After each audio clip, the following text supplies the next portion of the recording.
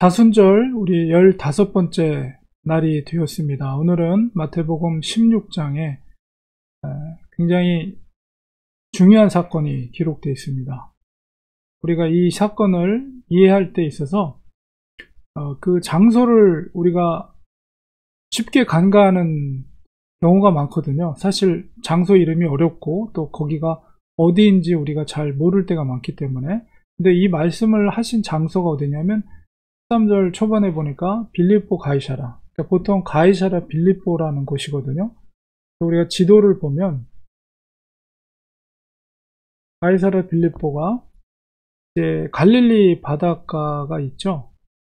그리고 저 북쪽에 보면 마운트 헤르몬, 그러니까 성경에 보면 북쪽 헤르몬산이 가끔씩 언급되는데, 이스라엘 땅에 있어서 가장 북쪽에 헤르몬산, 거기가 바로 물줄기입니다. 거기는 굉장히 높은 산이기 때문에 눈이라든가 이런 물이 풍부해서 거기서 흘러내려오는 물로 갈릴리 바다가 채워지고 사해 바다까지 흐르게 되는 거죠.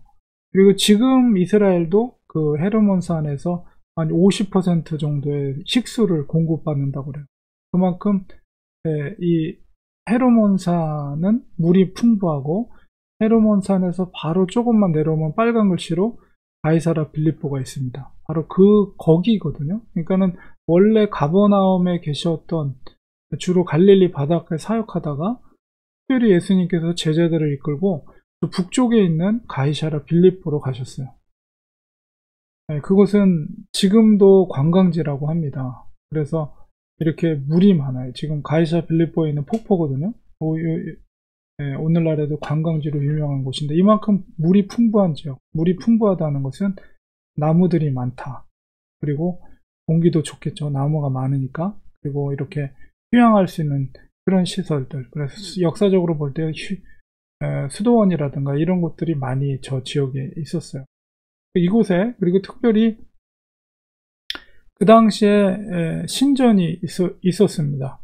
그러니까 분봉왕이라고 그러죠. 그 당시에 저 북쪽을 다스리던 왕이 빌립 2세, 그러니까 헤롯 대왕의 손자인 빌립 2세가 저 땅을 다스리고 있었고, 특별히 로마에 잘 보이기 위해서 그 당시에 로마 사람들이 섬기던 판이라는 신의 신전을 만들고, 아우구스 왕의 신전을 이렇게 만들어서 저 땅에서, 바로 가이사라 빌립보 땅에서 로마 사람들에게 이렇게 마치 그 도시를 로마에 바치는 것처럼, 그래서 이름도 가이사, 시저의 이름을 달았고, 이제 그 지중해 연안에 있던 가이사라, 헤롯 대왕이 만들었던 그 인공도시였던 가이사라와 구별하기 위해서 가이사라 빌립보라고 빌립 2세의 이름을 붙여서 가이사라 빌립보라고 그 지역을 이름을 남겼어요. 그래서 굉장히 물이 풍부한 지역이긴 하지만은 저기에 우상의 신전이 있었던 곳이에요. 제자들과 예수님께서 분명히 저것도 보셨을 것이에요. 근데 저런 곳에서 지금 예수님께서 제자들에게 무엇을 묻고 있는 것입니까? 바로 내가 누구냐? 사람들이 나를 누구라 하느냐? 이것을 묻고 있는 거죠. 근데 결정적으로 베드로가 뭐라고 말합니까? 베드로의 고백은 주는 그리스도시요 살아계신 하나님의 아들이십니다. 정말 너무나도 정확한 예수님의 분명한 정체성을 저 말 속에 그대로 대답하고 있는 거죠. 예수님은 주인이에요. 주인이면서 그리스도시에요. 그리스도라는 것은 메시아라는 것이고, 또한 살아계신 하나님의 아들이라는 것. 너무나도 정확하게 베드로가 대답을 하게 됩니다. 그리고 이제 베드로에게 정말 축복의 말을 해주죠.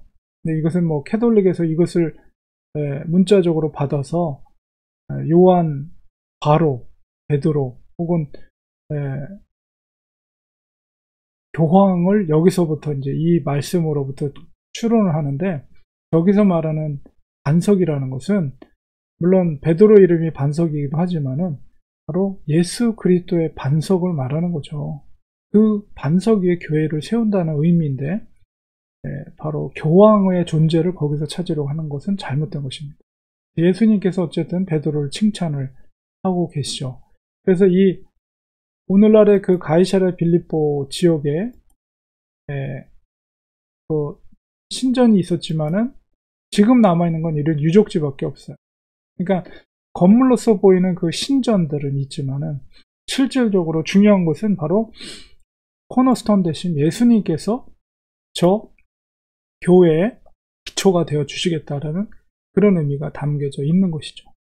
그래서 특별히 예수님께서 가이사랴 빌립보 지역으로 가셨던 이유는 새로운 사역의 전환점을 맞고 계신다는 거예요. 마지막 21절에 보면 처음으로 이제까지 공생의 기간 동안에 제자들에게 한 번도 자기가 고난을 받고 죽을 것 그리고 3일 만에 살아날 것에 대해서 한 번도 얘기한 적이 없었어요. 그런데 저 가이사랴 빌립보에서 최초로 예수님께서 특별히 베드로의 고백을 듣고 나서 저 말씀을 하십니다. 3번이나 반복하는데 그 첫 번째 말씀을 하신 곳이 가이사랴 빌립보예요. 그래서 바로 내가 예루살렘으로 올라가서 고난을 받고 죽임을 당하고 3일 만에 살아날 것을 제자들에게 비로소 나타내셨어요. 예수님께서 물론 휴식도 필요하셨겠죠. 가이사랴 빌립보 지역에서. 그러나 단순히 휴식을 위해서 가신 것이 아니라 공생의 새로운 사역의 전환점들을 이제 확인하고 제자들에게 확인하고 내가 왜 이 땅에 왔는가를 제자들에게 처음으로 순환을 예고한 장소가 가이사랴 빌립보다. 이런 것을 생각할 때 저 때부터 이제 예수님께서 드디어 당신께서 걸어야 할 길이 무엇인가, 메시아로서 걸어야 될 그 사역이 무엇인가를 제자들에게 조금씩 노출하기 시작하는 거예요. 그래서 의미 있는 베드로의 고백과 함께 예수님의 이제 이 땅에서 지상에서 사역을 이제 제자들에게 공개하는 그런 귀한 장소가 바로 가이사랴 빌립보였다. 그것도 우상의 신전이 있었던 그 땅에서 바로 제자들에게 그것을 이야기하고 있습니다. 드디어 이제 예수님의 공생의 사역이 어느 정도 후반부로 이제 가고 있다는 것을 우리가 알 수가 있는 것입니다.